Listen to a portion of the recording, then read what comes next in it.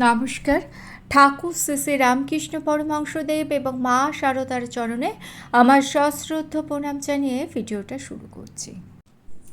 একটা প্রশ্ন করব, যদিও প্রশ্নটা খুবই ব্যক্তিগত।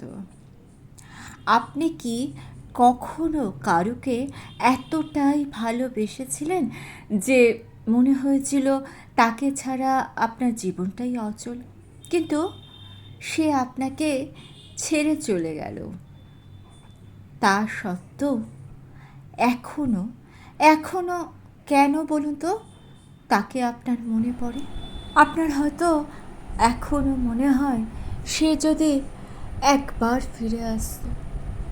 এই ভিডিওতে আমি আজ এমন একটা সত্য বলবো যেটা শুনলে হয়তো আপনার হৃদয়টা ভেঙে যাবে, কিন্তু আপনি নিজে মুক্তি পাবেন। এই সমস্যা কেন হয় সেটা আমরা বোঝার চেষ্টা করব ঠাকুর, মা এবং পুরাণের কথা অনুযায়ী, এবং ভিডিও শেষে এই সমস্যা হলে তার সমাধান কি হবে সেটা অবশ্যই বলবো। আশা করছি এই ভিডিও থেকে আপনি আপনার প্রশ্নের সমস্ত উত্তর পেয়ে যাবেন। আসুন তাহলে শুরু করি। প্রথমেই জানব এই সমস্যার কারণটা কি। আসলে সত্যি কথা হলো, আমরা সবাই একটা ভুল করি। আমরা ভাবি কোনো একটা বিশেষ মানুষকে আমরা খুব ভালোবাসি, কিন্তু আসল সত্যি কথা হলো আমরা ভালোবাসি সেই মানুষটার সঙ্গে থাকা অবস্থায় আমাদের যে অনুভূতিটা হয় সেই অনুভূতিটাকে আমরা ভালোবাসি। একটু ভেবে দেখুন, যখন সে আপনার সঙ্গে কথা বলতো তখন আপনার কি মনে হতো? তখন মনে হতো আমি খুব গুরুত্বপূর্ণ, আমি একা নই। কিন্তু যখন সে চলে গেল তখন কি শুধু একটা মানুষ আপনার জীবন থেকে চলে গেল?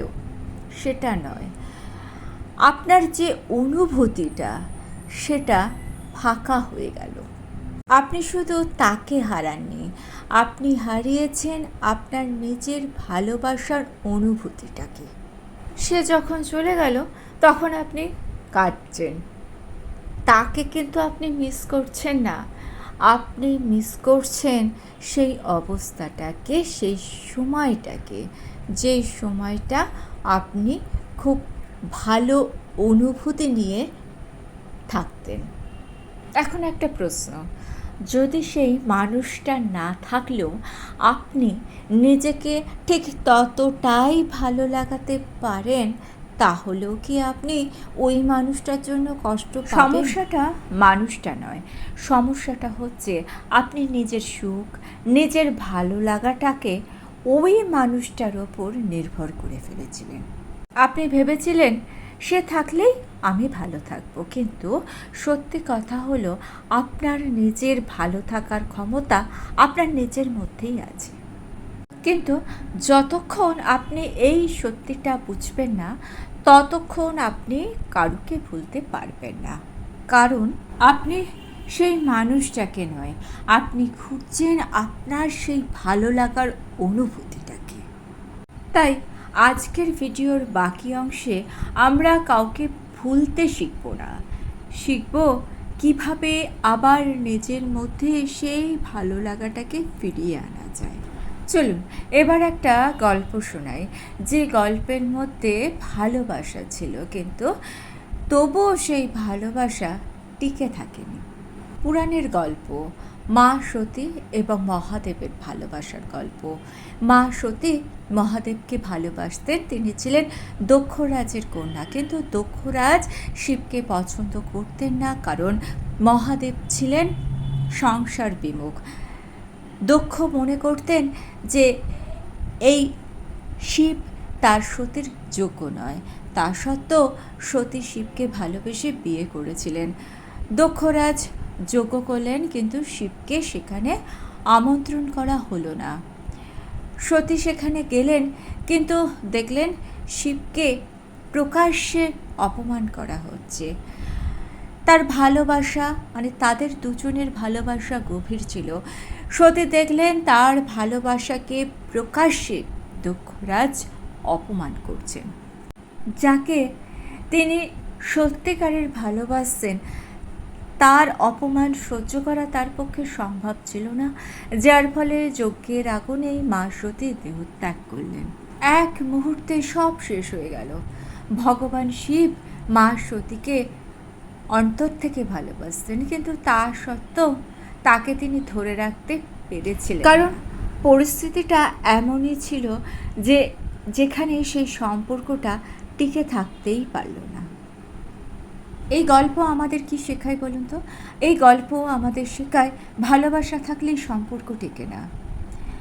যদি সেখানে সম্মান না থাকে, যদি সেখানে বোঝাবুঝি না থাকে, তাহলে ভালোবাসা টেকে না। মা সতী আসলে ভেবেছিলেন যে তিনি তার বাপের বাড়ি যাচ্ছেন, তাতে অসুবিধা কী আছে, কিন্তু তিনি তার ভালোবাসার অপমানটা সহ্য করতে পারেননি। ভগবান শিব মা সতীকে এত ভালোবাসার পরেও তাকে ধরে রাখতে পারলেন না। আসলে ভগবান শিব কিন্তু মা সতীকে বারণ করেছিলেন যেতে, তার সত্ত্বেও মা সতী গিয়েছিলেন। সম্পর্ক ভালোবাসা থাকলেও টেকে না যদি না সেখানে সম্মান থাকে, যদি না সেখানে বোঝাবুঝি থাকে, অর্থাৎ আন্ডারস্ট্যান্ডিং থাকে। তাই যে মানুষটা আপনাকে ভালোবাসলো না, সম্মান করলো না, তাকে ধরে রাখার চেষ্টা মানেই নিজেকে কষ্ট দেয়। ঠাকুর শ্রী শ্রী রামকৃষ্ণ পরমহংসদেব বলতেন, মায়া মানুষকে বেঁধে রাখে, আর সেই মায়া থেকেই জন্ম নেয় দুঃখের। মায়া মানে কি? মায়া মানে শুধু ভালোবাসা নয়, মায়া মানে এমন এক টান যেটা ছাড়তে গেলে বুকটা ফেটে যায়। আপনি যে মানুষটাকে ভুলতে পারছেন না তাকে ভালোবেসেছেন বলে নয়, তার উপর আপনি মায়া করে ফেলেছেন বলে। এই মায়াই আপনাকে বারবার তার দিকে টেনে নিয়ে যায়, তার কথা মনে পড়িয়ে দেয় আর আপনাকে কষ্ট দেয়। ঠাকুর আর একটি বড় কথা বলেছেন, যাকে তুমি নিজের বলে ভাবছো সে আসলে তোমার নয়, সবই ঈশ্বরের। মানে কি জানেন? মানে হচ্ছে এই পৃথিবীতে কোনো সম্পর্ক স্থায়ী নয়, সবই সাময়িক, সবই একটা সময়ের জন্য আসে আবার চলে যায়। আমরা ভুল করে ভাবি এই মানুষটা আমার, আর সেখান থেকেই আসে আসক্তি। যাকে তুমি ভালোবাসো তাকে বেঁধে রেখো না, কারণ যেদিন সে চলে যাবে তখন যদি তুমি দুঃখ পাও তাহলে মনে করবে তুমি তাকে ভালোবাসোনি, তুমি তার প্রতি আসক্ত হয়েছিলে। আর এই সত্যিটা যেদিন আপনি আপনার মনের ভেতর থেকে বুঝতে পারবেন, সেদিন থেকেই আপনার কষ্ট কমতে শুরু করবে, আপনি ধীরে ধীরে মুক্তির দিকে এগোতে পারবেন। এবার চলুন মা সারদা দেবী কী বলছেন। মা সারদা দেবী আমাদের এমন শিক্ষা দিয়েছেন যেটা আপনি যদি মেনে চলেন তাহলে খুব বড় কষ্ট ধীরে ধীরে একদিন কমে যাবে। তাই তো মা সারদা বলছেন যে যদি শান্তি চাও তাহলে কারো দোষ দেখো না। আমরা যখন কারোকে ভালোবেসে আঘাত পাই তখন আমাদের মনে বারে বারে প্রশ্ন জাগে, সে কেন আমাকে ভালোবাসলো না, সে কেন আমাকে ছেড়ে চলে গেল। আর এই প্রশ্নগুলোই আমাদেরকে মনকে অশান্ত করে তোলে, আমাদের মনে কষ্ট দেয়। তাই মা বলেছেন, অন্যের দোষ খুঁজতে গেলে তুমি নিজের মনেই কষ্ট বাড়াবে। তাই তো মা আমাদের শিখিয়েছেন, সে কেন আমাকে ভালোবাসলো না এই প্রশ্ন না করে সে যেমন আছে তার মতো সে থাক, আমি আমার মতো থাকবো, এই ভাবনাটা ভাবতে। মা আরও একটি গভীর সত্য বলেছেন। মা বলছেন, নিজেকে ভালোবাসতে শেখো। আপনি যখন আপনার সুখ দুঃখ ভালো লাগাগুলোকে অন্যের উপর নির্ভর করে ফেলেন তখন আপনি নিজেকে হারিয়ে ফেলেন। আপনি ভুল মানুষকে ধরে ফেলেছিলেন আর নিজেকে হারিয়ে ফেলেছিলেন। মা বলছেন, নিজেকে খুঁজে পাও, নিজেকে ভালোবাসো, তাহলে জীবনে শান্তি পাবে।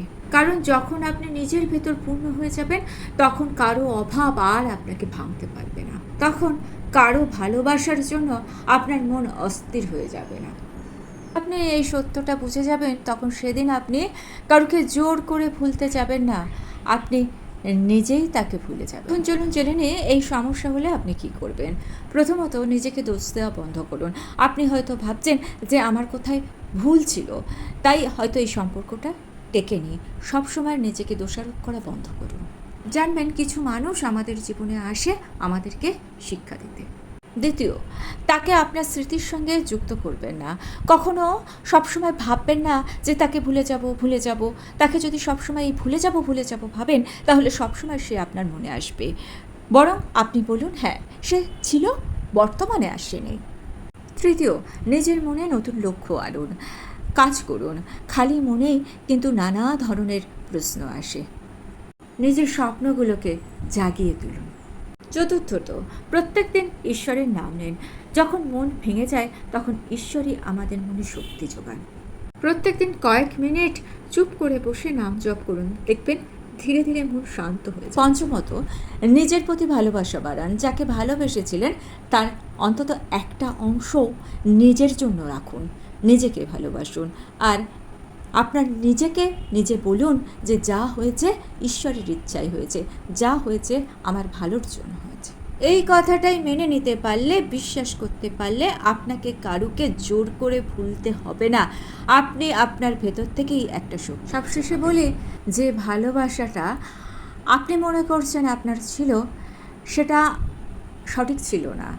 ঈশ্বর কারুর থেকে কিছু কেড়ে নেন না, তিনি শুধু ভুলটা সরিয়ে দেন। আপনার ভুলটাকে তিনি সরিয়ে দিয়েছেন। ঈশ্বর সেই ভুলটাকে সরিয়ে দিয়েছেন কারণ ভবিষ্যতে যেন সঠিক মানুষটা আপনার জীবনে ফিরে আসে, যে আপনাকে শুধু ভালোবাসবে না, আপনাকে সম্মান করবে, উপযুক্ত মর্যাদা দেবে।